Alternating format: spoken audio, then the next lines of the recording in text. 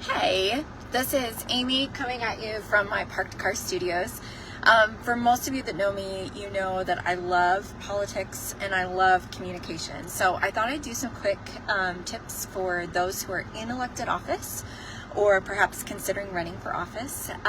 There are some basics that I think a lot of us we get so busy with life, and we get busy, you get elected, you are doing your job, and you just forget to kind of step back and take that 40,000 foot view to say, what in the communication realm do I need to be aware of?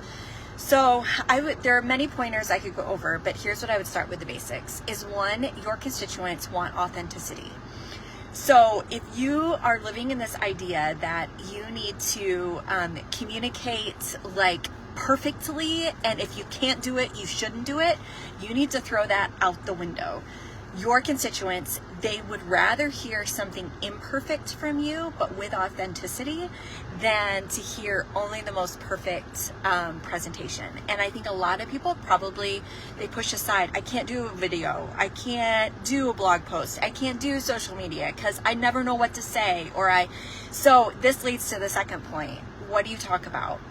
Well, if you're elected as a township board member or as a state representative, or maybe you're considering running for school board, always keep in mind that you have to consider your target audience. So you could talk about what's going in Iran, but does that apply to your target audience? Your target audience might care about that, so talk about it. You're always tie in to what office you're running for, what office you serve in. Like if you are a state senator, take 5 minutes a week and do a video that says, hey, here are the 3 things that I tackled for you this week. Or here are 5 issues on the agenda, or here's what I did. Here are the events that I've gone to. I just want you to know that I'm out there and about in the community. If you're somebody that you're considering running for school board, talk about the topics that apply to that. Say, hey, I'm a mom and I'm running for school board, and this is why. And here's my opinion on this issue, and here's my opinion on this issue. Always, this leads to the third point, always ask for feedback. Because when you ask for feedback, whether emails, whether videos, you are inviting them to step into a relationship with you. No, I'm not talking about like, okay, now you have to get together with all 10,000 viewers, and no, but people want to feel like they can connect with you. They want to feel like they know you, and they want to feel valued. So if you can invite people to give you feedback, say, what do you think? What events are happening that I should know about?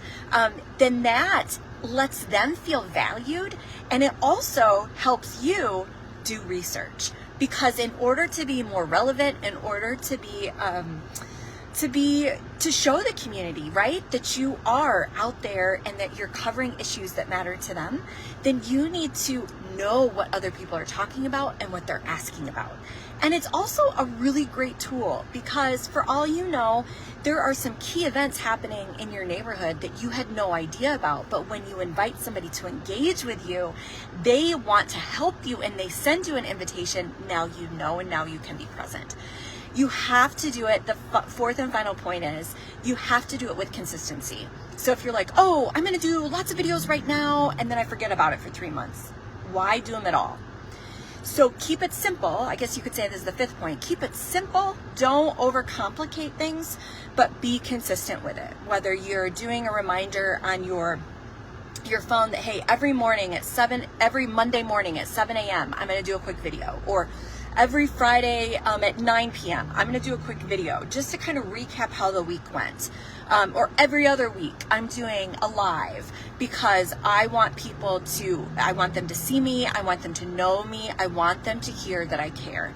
The thing too that you need to remember, that as you, politics and education, government, church, they're all built around cultures.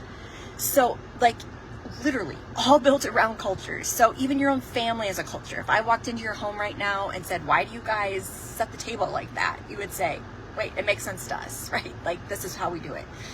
And that's awesome. But what you need to remember is that when you choose to communicate consistently, you are creating a culture. And so that voter is now going to start looking for your videos every Tuesday morning at 10 a.m.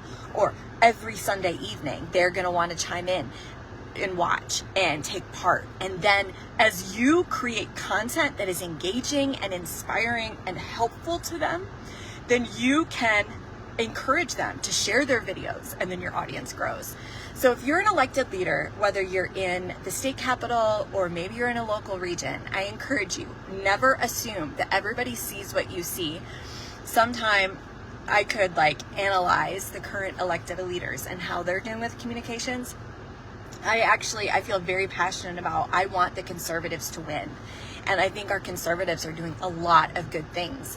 But the only danger is that sometimes you assume everybody else knows what you're doing. And yet if they've never been notified and they've never been invited into the process, then how could they know? And so I think elected leaders, I'm sure it's not just in my state capitol, I'm sure it's all over the nation, that we need more good men and women, and we do have them in the state house, state senate. We need them to be communicating more consistently and assuming that their constituents have no idea, that they don't read the newspaper, they did not tune into the press conference, they did not get the press release, they didn't hear you on radio. And so in communications, there's the principle, you have to repeat it 7 times in order for them to get it. So if there's something super important that you're like, of course my constituents know this, you need to assume they don't. And so I think as more and more elected leaders, candidates communicate with authenticity, with clarity, with consistency, with inviting engagement, and doing it remembering that what you see and hear, they don't see and hear. But if they could, they would benefit. So embrace communications, and maybe if you know an elected leader that you believe in, share this video in case it's helpful. Thank you. I do believe that we have a lot to be hopeful for in Michigan, in America, and the more we can communicate, the better.